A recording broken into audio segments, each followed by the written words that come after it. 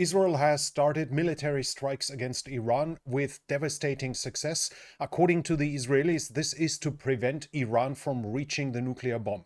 It has started with tremendously successful decapitation strikes, and it will continue as long as necessary, according to the Israeli Prime Minister Benjamin Netanyahu. In this video, we're going to talk about what happened, what do we know so far, how is it likely going to continue. As said, all of this here in this video.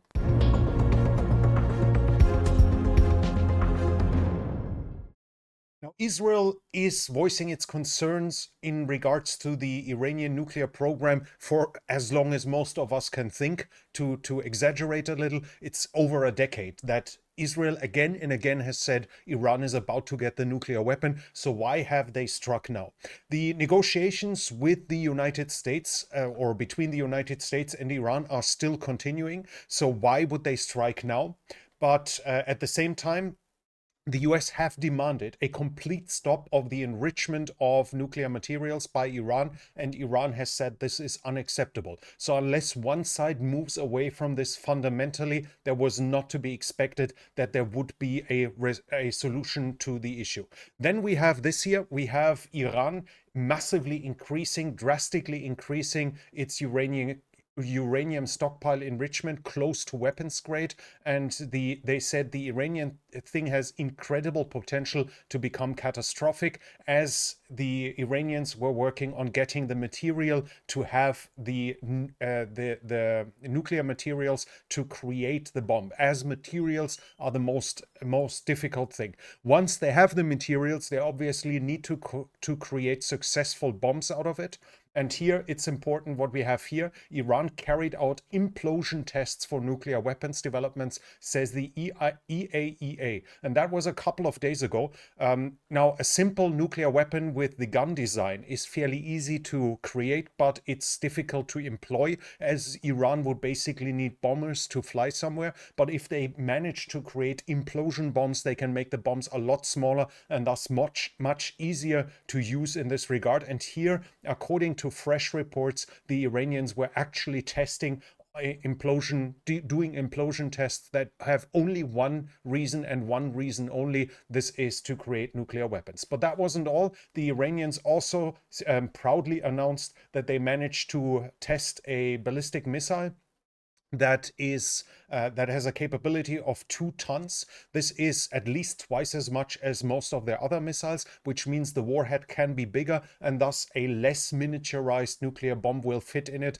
that would not fit in the other missiles. So we see Iran was getting the material for the nuclear weapon. It was getting the technique, the necessary miniaturization for implosion bombs. It was working on that, and it has now missiles that can use those weapons, basically indicating that Iran was about to be ready to create nuclear weapons or in the process of doing so. So according to what we have, Iran was about to have nuclear weapons ready, and we have the International Atomic Energy Organization saying that Iran has near nuclear weapons grade enough to make 9 nuclear weapons, so enough to conduct a test, enough to do a demonstration, and still have enough additional bombs to use them, or enough to strike Israel with a fair amount covered in a bigger swarm of ballistic missiles, with the hope of some of them getting through and thus destroying Israel, which is, as we all know, a very small country where a small number of low-yield nuclear weapons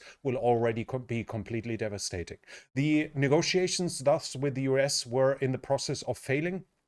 And after that, a military strike by the United States was likely, and this made it very highly likely that the Iranians would start a sprint towards the nuclear bomb. According to the Israelis, they were expecting that Iran is going for the bomb in seriousness after the killing of Hassan Nasrallah, as this had taken out Hezbollah as a part of deterrence, of the Iranian deterrence, and thus the Iranians probably felt the need to go for the nuclear bombs. So according to the sources in Israel and politicians there, the Iranians have started to work on nuclear bombs over the past weeks or months, and Israel basically, according to this, had the choice to either stop Iran now, a country that is that is demanding and announcing the planned destruction of Israel for decades, and they do it several times a week, basically all the time, or wait until Iran might actually have the means to do so. The interesting part about this is that the attack was started with agents inside of Iran. We see a video being published here, and you can see that he had some very interesting thermal clothing to prevent him. And we see here night vision devices. Those were the agents, according to the Mossad that we can see here, the Mossad agents that were operating inside of Iran. According to Israel, they have built up a secretive base over years that was equipped with modern distance weapons and special forces that were smuggled into the country over many years. The weapons base apparently had drones and probably some missiles as well. And the videos are being published here is that those weapons were used to strike Iranian air defense sites, to take out the air defense before the main strike comes. We see here how one of those weapons is about to strike an Iranian air defense system. We have further videos here. Here I don't really see the strike itself. It seems to be from above, and that's clearly a missile, so it's closing in on the missile here. But again, some of those videos could theoretically be fake. That's one other option. And we have that video here as well, where we also see the camera moving towards another air defense system. So the strike was started with agents that were striking the air defense, but they were also accompanied with decapitation strikes, likely through those agents as well. Some of the pictures indicate fairly small warheads, so it might have been, for instance, spike missiles that have extended range, beyond visual range capabilities that were used to take out leaders of the Iranian regime and especially of the military. The strength of the Israelis there is fairly easy to explain when it comes to the agents. 200 to 250,000 Iranian Jews have moved to Israel. A lot of them are still speaking Farsi without any accent. They look like the locals. Some of them even know the area themselves if they are old enough, so they have no difficulty whatsoever to find their way around in Iran and not to be recognized by their behavior, by their speech, by their language, and all of this. And at the same time, the main opposition has very good relationships with Israel. The throne pretender Reza Pahlavi has good relationships to Israel, and it's likely that the opposition that is led by Pahlavi might also help Israel, as the Iranian opposition is against a nuclear deal because they think this will stabilize the system. This will allow the system to have more money and thus stabilize the regime and make it impossible to overthrow the regime. So the opposition is in support of Israel to stop the regime and thus stop the regime making money and have a chance to overthrow them. Interesting too is that this video here popped up. This is supposedly from Syria. I have no way of checking it, but it's coming from a usually reliable source, and we see planes flying low over Syria, and that's clearly a C-130 transport plane, two of them actually, and they have a capability of landing on rough ground. That they fly in Syria is most likely the most likely explanation is that they were picking up those Mossad agents from Iran itself to bring them back, to bring them to safety. The attack itself was using the full scale of the Israeli Defense Forces Air Force. So of the Israeli Air Force, all three main jet types were used: F-15, F-16, and F-35.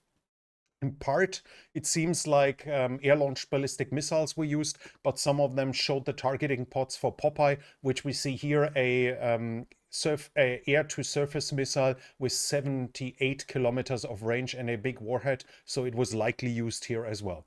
It's likely that the F-35 entered Iranian airspace for the airstrikes as well, especially as the Iranian air defense has been crippled in the last two strikes that the Iranians had faced out of Israel, and Iran had probably not didn't probably have the time to set up to replace the radar systems since then, and thus was not able to defeat it. Especially setting it up the same way would not solve the issue. They would have to improve on this to help against an Israeli strike. There are also rumors about air combat in the northwest of Iran, with the claims that several Iranian jets have been shot down. If it actually came to that, then it's very likely, as Iran is only having completely obsolete planes that would be no match whatsoever against the Israeli Air Force, especially not just because they have better planes with modern F-16, with the F-35, and with modernized F-15, but also because the Israeli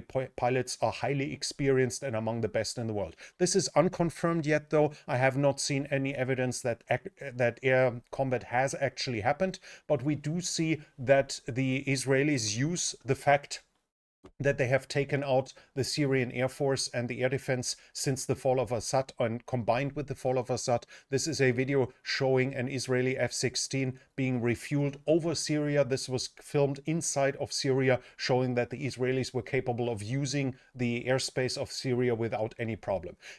To the moment, the sixth wave, 6 air attack waves have already happened. When I'm recording this, the reports are that current airstrikes are happening. This should already be the 6th wave of Israeli strikes, and so far there's not one claim that an Israeli jet has been lost. So we see that the Israelis have completely dominated the airspace as of now. Now let's talk about the targets, what was attacked. We see here the first satellite pictures have already popped up from the Natanz enrichment facility. We see pictures that the surface area here was struck. Interesting, here we see that this looks to me like the electricity equipment, like to where the current is changed. This is supposedly some generator housing. I can't confirm this, unfortunately, but we see that strikes have happened over on the surface. Natanz has a deep underground installation too, and according to the Israelis, they struck the underground facilities too and damaged them. This of course cannot be proven until we have pictures and videos from the inside. This is so far only a claim of which we do not have any confirmation. And about the battle damage assessment from the strikes so far, I have not seen anything fully conclusive yet of what was struck, what was destroyed, and at the same time the strikes are still going on. Strikes also happened inside of Tehran. At least some of them must have been conducted by the agents. And so far, we have now a video from the Israelis that was published this morning where they showed what they struck. But as said, the strikes are ongoing. This morning, they said this was what they struck. And you see the amount of targets that was struck according to the Israelis. This is Tehran here. And air defense systems here in the westernmost part of the country, to the border to Iraq, where the Israelis were coming from Syria over Iraq. We see surface-to-surface missiles. So the Israelis were also striking the capabilities of the Iranians to strike back. This should be mostly the area around Natanz, and this is nuclear scientists and military commanders that were struck inside of Tehran. As said, the decapitation strikes that were happening here to a vast degree. So far, the last news were that Fordo and Isfahan, the nuclear sites, were not struck yet, only Natanz. But Fars News published a few minutes ago that now on Fordo there are also explosions. So the next nuclear installation is now being targeted by the Israelis as well. The Israelis have now taken off the gloves and are working on completely dismantling the nuclear program. At least it looks like this as now. The Israelis have also struck the missile facilities. This is a video that is supposedly from Tabriz. There we have attacks on the ballistic missile program. According to reports, factories, storage sites, and start sites were struck. We see secondary explosions on the ground. So those attacks were also successful. The attack here obviously led to some successes. This is clearly aimed at reducing the Iranian capabilities to strike back against the Israelis. Trump has now published this. He basically says, I warned you to do something. Now make a deal, or it's going to be far, far worse. You can pause the video if you want to read this, but basically he's saying the US has not joined the fight so far. It was without them. It's just the Israelis. There's still a room for negotiations. This seems to be that we are talking about carrot and stick situation here, where Israel is the stick and Trump is showing the carrot. So basically, better negotiate now and you stop that everything gets worse. This would be an explanation why Natanz was struck first, as it is one of the main facilities for enrichment. But with increasing time, the amount of targets will likely increase, and thus increase at the same time the pressure towards the Iranians to make a deal, and at the same time diminish their capabilities to strike back and to work on the nuclear weapons if they don't make a deal. Trump says he was informed ahead of time. Axios also reported that Trump supposedly publicly, the Trump administration said things that they prefer a diplomatic solution. It was said that the Israelis want to strike, but that Trump is trying to prevent it. All of this supposedly was planned to allow for a complete surprise by the Israelis. We'll have to see to which degree this is being confirmed at a longer term, but we see that the strikes have started, and so far the Americans have not been directly involved. Natanz, the strike against Natanz, is, from my knowledge, the most important one, because there the main enrichment facility is. So if it's slowed down and we see that the electricity was apparently struck, thus how will centrifuges work even if they are 80 meters underground and are safe from bombardment? How will they work without electricity? So this might be a way to stop the enrichment to gain additional time. Israel can now operate freely and can destroy anything it can reach until Iran is agreeing, as clearly the air defense is struck and as a lot more was struck than this. And here we come to the next point. Israel has done a complete decapitation strike, or not complete, a massive decapitation strike. They've killed the leadership of the Islamic Revolutionary Guard Corps, the Air Force. He was in a bunker together with another commander, with the Air Force commander of the Islamic Revolutionary Guard Corps, the commander of the UAE forces, and of the Air Command.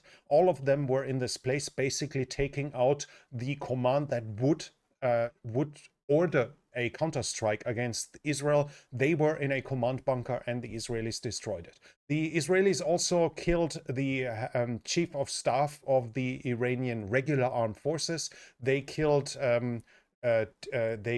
also the commander of the Chatham Al-Anbiya central headquarters. They killed the nuclear scientist Mohammed Mehdi Tehranchi. They also killed the top leader of the top advisor of the supreme leader. He was initially heavily wounded and later died at the point. So we have pictures here in Iranian television already publishing who has died from those attacks. Currently, the rumor is being spread around. It's not confirmed yet that maybe even the Al-Quds Force leader was also killed. That's the Iranian Revolutionary Guard Corps Department for Foreign actions. Qasem Soleimani, killed by the Americans, was his predecessor or one of his predecessors. So we see the importance of that job. The air defense of the Iranians seems to be completely taken out. We see here a video from Tabriz. Here, an Israeli Heron drone is operating. This is a slow-flying drone that does not have stealth capability, and it's flying fairly low, showing that the Iranians seem to be completely incapable of doing something against reconnaissance flights. And the recent strikes against Tehran, for instance, once again, are also an indication that by now the Israeli Air Force is operating over Iran completely at will. This shows us that likely the decapitation strike has slowed down reactions, and in combination with the agents striking the air defense sites, this has led to a complete success in a Sead and Dead campaign, so suppression of enemy air defense and destruction of enemy air defense. For now, at least, it seems like Israel has achieved complete air superiority over Iran within just hours. From the Iranian Air Force, there's nothing to see, and it's probably not smart. It's probably smart of them not trying to challenge the Israelis, and the Iranian air defense seems also to be completely incapable of stopping the Israelis. All of this is fitting with the Israeli claims that they will do likely at least 14 days of airstrikes. You do not need decapitation strikes. You do not need a destruction of enemy air defense. If you only want to do 2 or 3 strikes, you would focus your energy and your weaponry that is still limited even for the Israelis. You would focus that on the targets that make the biggest impact. But if you want to do something longer, then obviously working on the air defense makes every following strike even easier. So we see that this is clearly a preparation and the beginning of a potentially fairly long war, at least in comparison to the past exchanges. The Israelis are preparing to be able to strike and keep striking for as long as they want, for as long as they feel the need to do so. Iran has struck back hours after the attack. According to claims, over 100 drones were used and potentially ballistic missiles too. I have not found conclusive proof about the ballistic missiles. I saw some pictures that were supposedly ballistic missiles that were shot down, but at least some of them clearly were fuel tanks. Drop tanks that were dropped by the Israeli planes. So as of now, I cannot confirm that ballistic missiles were used. Clear is, though, that none of them made it through to Israel. All of it, everything that Iran used to strike Israel was intercepted on the way. Iran clearly was surprised by this. This is why a strong counterstrike was not prepared and not ready to launch. Then, in addition to that, the Israelis managed to destroy missiles on the ground that were probably in preparation to strike in a case like this. And then again, the decapitation strike will also have had a clear effect as the coordination is missing. A commander of a certain unit can give the order to launch his own Shahid drones, his own ballistic missiles, but even if he doesn't get orders from above, at some point it might be within his powers to give that order, or he might just take the initiative and expect that he won't get punished for it and simply do it. But the difference is there. He can't order other units that he doesn't have command authority over to join him. He can suggest it maybe. And then again, we do not know to which degree electronic warfare, to which degree cyber attacks have impeded potential Iranian communications. But if the supreme commander, if the command structure above that unit that has the means is gone, then a coordinated strike is highly unlikely. And the less coordinated a strike is, the easier it is to defeat. The Iranians have this morning said that so far 78 people have died in Tehran and 329 have been wounded. And the interesting part is Hezbollah has said so far that they are not going to join the war, that they are not going to help Iran by striking Israel. This is tremendous, as it shows Israel has taken out Hezbollah to a degree last year that Hezbollah's capabilities have been reduced to an extent that they can't afford trying to strike Israel again. And this despite the fact that Hezbollah was built up by the Iranian regime to be a core of the Iranian deterrence. That shows how destructive and how successful Israel's strike against the Hezbollah have been. To come to a conclusion, everything is pointing that Iran has decided to start the sprint towards the nuclear bomb. We had the tests of missiles being capable of it, which in itself might not be conclusive evidence, but we had at the same time implosion tests, and we had the increased enrichment, and those two things are fairly clear what they aim at. The enrichment was far higher than would be needed for civilian purposes, so Iran has decided by everything we can publicly see that they want to get the nuclear weapon. This meant Israel saw no other choice but to strike, especially as 5 rounds of negotiations between between the US and Iran have failed so far and have not led to an conclusion. The decapitation strike that started everything has decreased the reaction capability of the Iranian armed forces and of the Iranian Revolutionary Guard Corps. The suppression of enemy air defense and destruction of enemy air defense campaign by the Israelis has clearly been successful to a degree that it looks like complete air dominance by the Israelis over Iran as of now. It seems like Iran is completely incapable of even hindering the Israelis in their strikes that are doing right now. Israel, and then we have other factors that Israel is publicly showing that they had agents inside of Iran is obviously could be seen as a show as showing the Iranian regime where they have to look for and could weaken Israel's position. But instead of hiding it, they go to the public, and the message here is clear. They want to show the Iranian population they are without power. They can't prevent us from doing whatever we want inside of Iran. And then obviously the hint is they won't be able to stop you either. This clearly leads to the conclusion that the Israelis hope for a rising of the population, for the population to rise up and overthrow the government. We have here Reza Pahlavi, the crown prince of Iran, of Persia, who asks that the military, police, and security forces break from the regime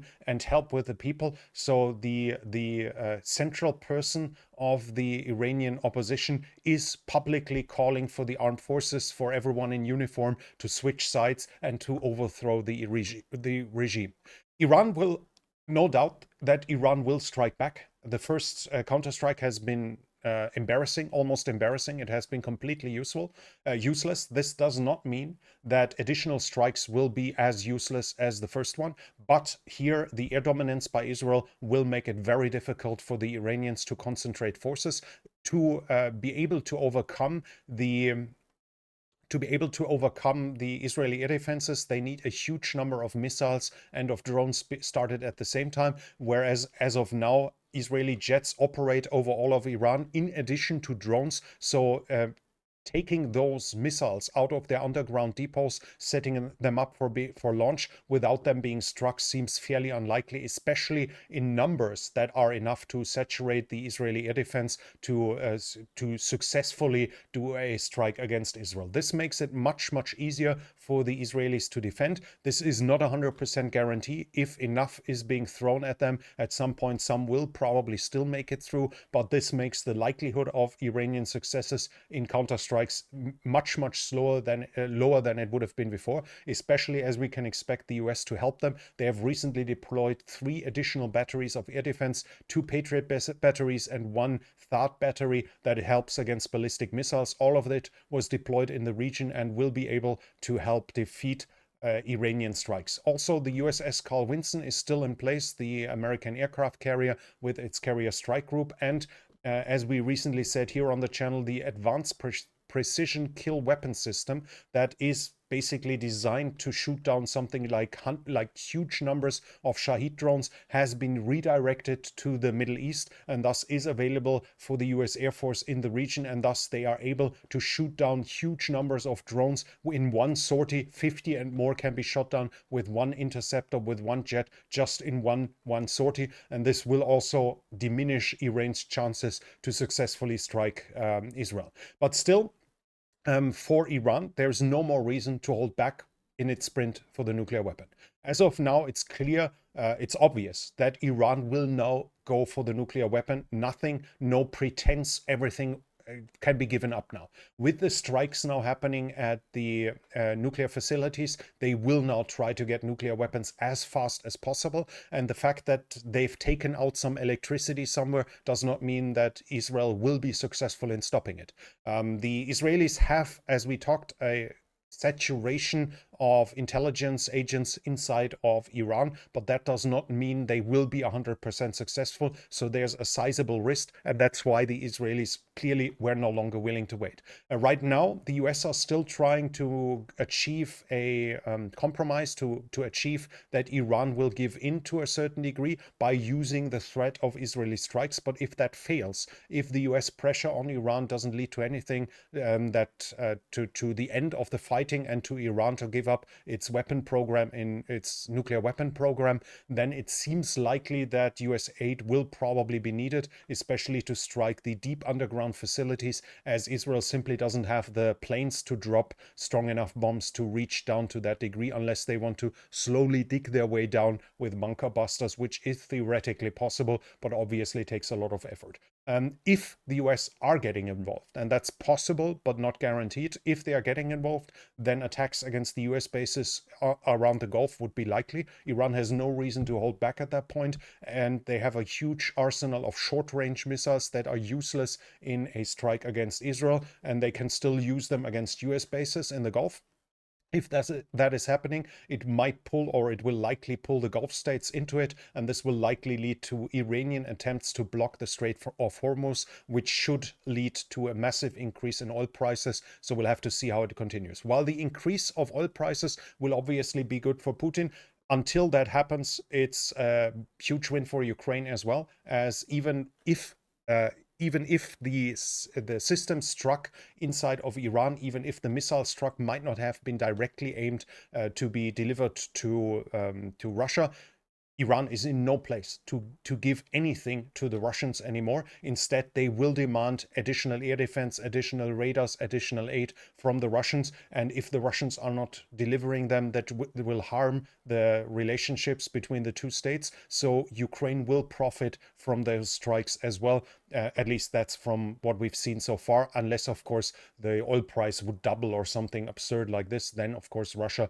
would be able to increase its income from oil quite massively. But that was it from me for today. If you like this report, then please give it a thumbs up. It helps with the algorithm. Leave a comment if you have something to add. And if you're new here, I would like to invite you to subscribe to the channel and hit the bell icon so you don't miss future videos. This channel is only possible because of the viewers like you. If you like to support the channel, you can do so by the means in the description. But that's it from me for now. Thank you for watching, and I'll be back.